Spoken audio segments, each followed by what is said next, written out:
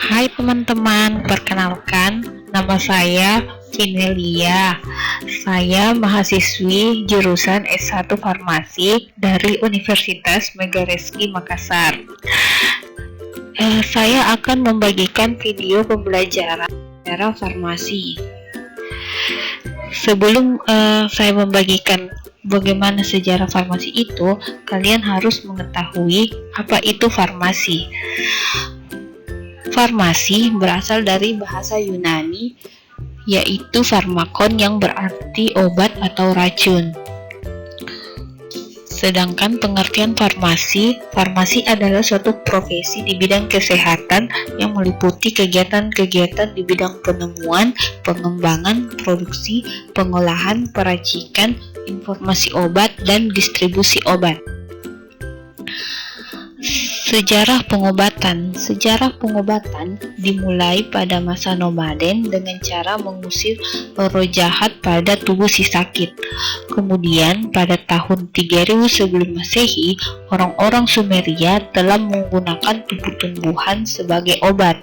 Hal ini dibuktikan dengan banyak ditemukannya tulisan di atas tablet kuno mengenai resep pengobatan suatu penyakit.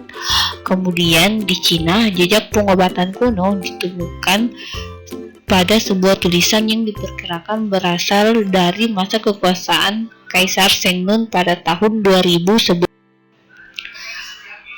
Di antara bahan obat yang ditulis pada masa Kaisar Sengmun yaitu Changsang, Mahuang, dan Terasabilata. Obat zaman dulu. Pada zaman dulu digunakan obat dari Papyrus Ebers. Papyrus Ebers ini adalah suatu kertas yang bertulisan panjang 60 kaki, lebar 1 kaki yang ditemukan oleh George Ebers yang berisi lebih dari 800 formula obat dan 700-an obat-obatan yang berbeda. Adapun tokoh-tokoh yang berpengaruh pada perkembangan sejarah farmasi yaitu Hippocrates, Dioscorides, Galenos, Paracelsus, Raja Jerman Frederick II, Carl Wilhelm Schell, J. Cavento, dan J.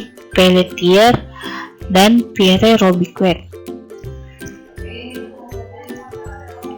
Hippocrates adalah seorang dokter berkebangsaan Yunani yang memperkenalkan farmasi dan kedokteran secara ilmiah. Atas jasa beliau dianugerahi sebagai bapak dari ilmu kedokteran. Kemudian yang kedua yaitu Dioscorides.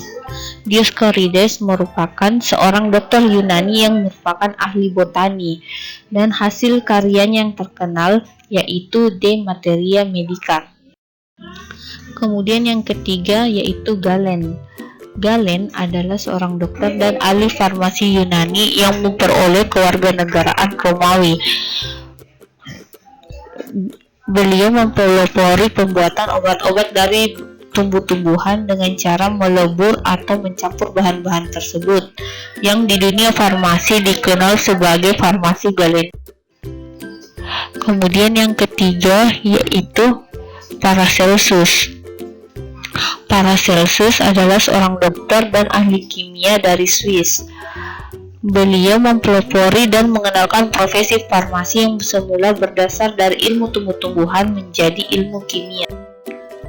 Kemudian selanjutnya yaitu Carl Wilhelm Schell. Carl Wilhelm Schell adalah seorang ahli farmasi Swedia, penemu zat kimia seperti asam laktat, asam sitrat, asam oksalat, asam tartrat, asam arsenat. Kemudian ada Jeff Cavento dan J. Pelletier. Mereka berdua mengisolasi kinin dan sinkonin dari sinkona dan mengisolasi stigmin dan brusin dari nux. Kemudian ada Raja Jerman Frederick II. Beliau yang mempelopori berpisahnya ilmu farmasi dan ilmu kedokteran secara terpisah. Kemudian yang terakhir adalah Pierre Robert. Beliau memisahkan kodein dari opium, bekerja sama dengan J. Pelletier mengisolasi kofein. Sejarah kefarmasian di Indonesia. Keprofesian farmasi di Indonesia sebenarnya relatif masih muda dan baru berkembang setelah masa kemerdekaan. Pada masa penjajahan Belanda dan Jepang, apoteker masih merupakan tenaga asing. Kemudian pada tahun 1937, jumlah apotek di seluruh Indonesia hanya berjumlah 37. Pada awal Perang Dunia Kedua tahun 1941, banyak apoteker warga negara asing yang meninggalkan Indonesia, sehingga terjadi kekosongan para apoteker, sehingga para dokter diberi izin untuk menggantikan posisi apoteker tersebut. Nah, selanjutnya sejarah pendidikan kefarmasian di Indonesia. Pada zaman kependudukan Jepang, mulai dirintis pendidikan tinggi farmasi dengan nama Yakugaku sebagai bagian dari Jakarta Ikadekago. Pada tahun 1944, Yakugaku diubah menjadi Yakudegaku. Kemudian pada tahun 1946 dibuka perguruan tinggi ahli obat di Klaten yang kemudian pindah dan berubah menjadi Fakultas Farmasi UGM. Kemudian tahun 1947 diresmikan jurusan farmasi di Fakultas Ilmu Pengetahuan dan Ilmu Alam via Bandung sebagai bagian dari Universitas Indonesia Jakarta.